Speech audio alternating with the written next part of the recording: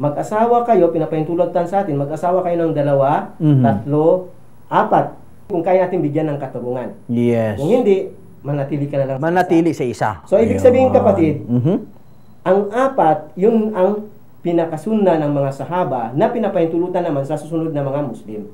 So, ibig sabihin, ang sunna ng pamamaraan ng Propeta Muhammad sallallahu alaihi wasallam, hindi lahat ay kaya natin o dapat natin gawin sapagkat limitado tayo. Kaya, ibinigay ng Propeta Muhammad sallallahu alaihi wasallam na sundin natin ang sunna ng mga sahaba. Yung pamaraan ng Propeta Muhammad sallallahu alaihi wasallam at pamaraan ng kanyang mga sahaba, ay hindi ho yan inilihim o itinatago. Yun ho ipinapaunawa din para sa ating lahat. Ayan. Ito, Ustad, sa pagdating naman dito halimbawa sa isang bagong yaka pa lamang sa Islam. Bagong Muslim ka pa lamang. At siyempre, ano bang dapat na una mong gawin para maiparating mo dun sa kamag-anakan mo, halimbawa sa mga magulang mo, sa mga kapatid mo, ang panampalatayang siya nang niyakap mo? Yes, kapatid. Malinaw naman ang sabi ni Allah subhanahu wa ta'ala na imbitahan niyo ang lahat ng sangkatawan. Udila ila sabili rabbika bil hikmah. Mag-imbitahan niyo ang mga tao, yung mga naghahanap ng katotohanan sa landas ni Allah subhanahu wa ta'ala nang merong kaalaman. Ibig sabihin, hindi ka maaaring mag-imbita sa isang tao, sa isang grupo kung wala ka namang kaalaman. Kinakailangan meron kang kaalaman. So, ibig sabihin kapatid, ang pang-imbita, ito ang pinaka-the best na gawain ng isang mananampalataya. Ngayon yung tanong mo kung paano naman iimbitahan ang yung mga mahal sa buhay. Mahal sa buhay, halimbawa yung mga kamag-anakan mo, mga magulang mo, mga kapatid mo, anong unang mga hakbang na dapat mong gawin? Yes, kapatid. Ang unang mong hakbang, katulad ng sinasabi natin kanina, imbitahan natin sa pamamanong pamaraan, sa pamamagitan ng kaalaman. Kaalaman, yes. At ganun din sa tinatawag na mabuting pag-uugali. Mabuting pag-uugali. Yes. Sapagkat kapag inimbitahan mo naman siya na hindi mo dala-dala yung magandang ugali, mabuting ugali, paano sila maniwala? Paano mo sila ipapaunawa ito kung nakikita naman nila sa iyo ang isang ugaling hindi karapat-dapat pakinggan. Ayun. So, ibig sabihin, Ustad, ay kinakailangan mga kaibigan, magsimula sa sarili. Yan, yung pagbabago. Kinakailangan magsimula sa sarili natin ang pagbabago. Ayan alam ninyo, yung pag-uusap na yan, yung pagdadawa sa pamilya, napakahirap gawin yan, mga kaibigan. Lalo na sa mga bagong kapatid pa natin sa panampalataya. Pero mga kapatid, sa pamagitan ng ating palatuntunang Islam in Action, siyempre, at sa Lihubila Islamic Media Foundation, mga kaibigan, maging katuwang nyo ito. Yun paksang sinabi ni Ustad, yun tinalakay niya ngayon, mga kaibigan. Pagdating doon sa pagdadawa sa mga gulang, ay atin pa mapapakinggan ang mga karagdagan pang ibabahagi ni Ustad Muslim Imburda sa aming pagbabalik. Ang programang ito ay hatid sa inyo ng CDO Pinoy Style Carne Norte. Sarap kisado, nalalanghap, certified halal by the Ulama Conference of the Philippines, and in part by JTO Landscaping. Pagdating sa landscaping, panalo ka!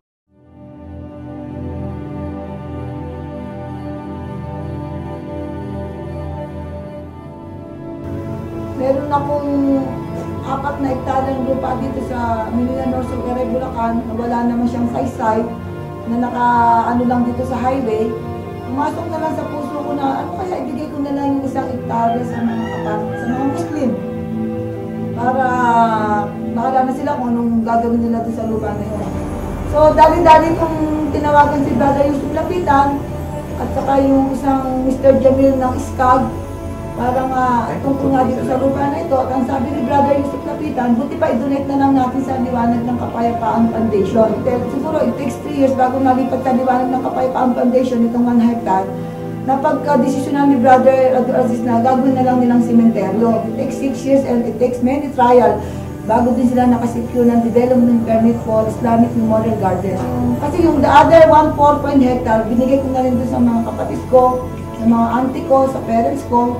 So may natira pa sa akin na 1.2 hectare na lang para sa mga anak ko, out of 4 hectare. Sabi ko sa husband ko, ihanap mo na ng buyer itong 1.2 hectare kasi kulang na yung sweldo ko sa Jeddah, lumalaki na ang pamilya natin.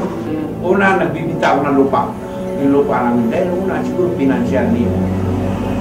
Hindi ko akalain na nung dala-dala ko na Xerox na binibita ko lupa, mayroon nag-alok sa akin na isang kapatid na Muslim na sabi niya, walang ganyang kalaking lupa mabibili agad, mismo. Sabi ko, anong maganda? Tapos sabi niya, kailangan gawin natin Muslim community. Sabi ko sa sarili ko, ilasuntok sa buwan, wala namang Muslim dito. Nang maglagay ako ng mosque. Ngayon, palibasa nga napag-usapan na ng mga kapatwiran ng Caloocan na gagawin ng Islamic community to 1.2 hectares. Sabi nila, ibebenta nila ngayon sa mga Muslim na OFW. Marami na rin po nagbabalik Islam dito sa neighborhood. Hindi pa namin naumpisahan yung Islamic community na para sa OFW na 60 families. Nauna na yung neighborhood. Siguro sabi ko, una, kung bagong magkaroon ng Muslim community, siguro mosque.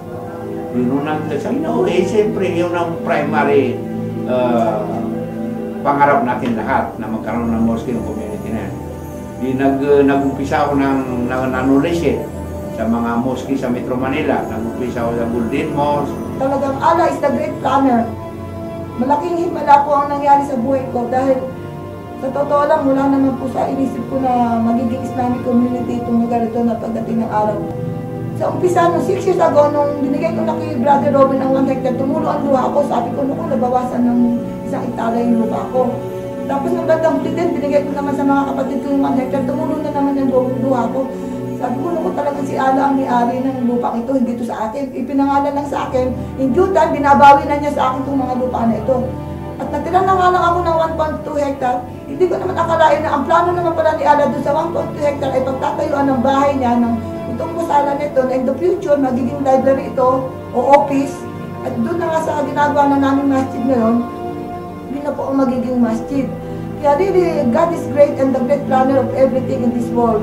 Ang message ko sa mga kapatid natin ng Muslim dito sa, hindi lang dito sa Metro Manila, buong Luzon, Mindanao at Visayas. Yung mga lupa nyo, nakatiwangwang lang dyan, di ayaw nyo taniman, walang di gawin na lang nyo ng ganito. Kahit mag-umpisa kayo na kahit mga pumalang. Ito nga, inumpisa ko ito, una, mga bahay ng mga kambing Kaya gano'n para magkaroon ng saysay.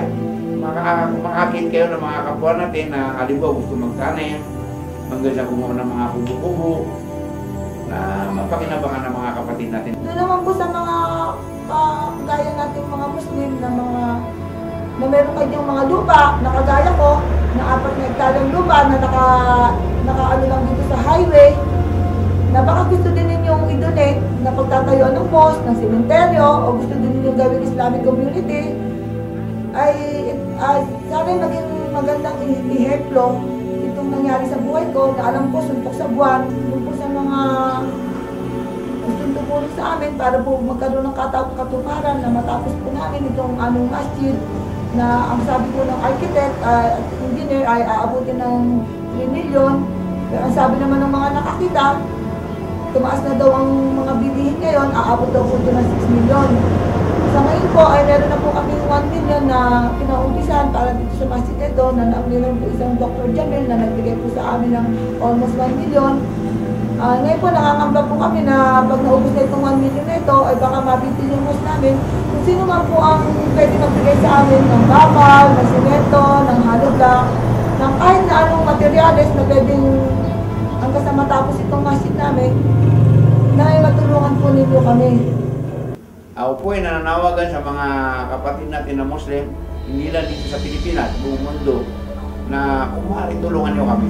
Sa ginagawa namin na bahay ni Allah, Subhanahu wa Ta'ala, na matupad namin ang pangarap natin na may katuparan yung pangarap namin na magkaroon ng Alif Class Masjid dito sa North Sagaray, Bulacan. Sa tulong nyo, inshallah, hindi masasayang ang tulong nyo sa paggawa ng mga masjid na ito.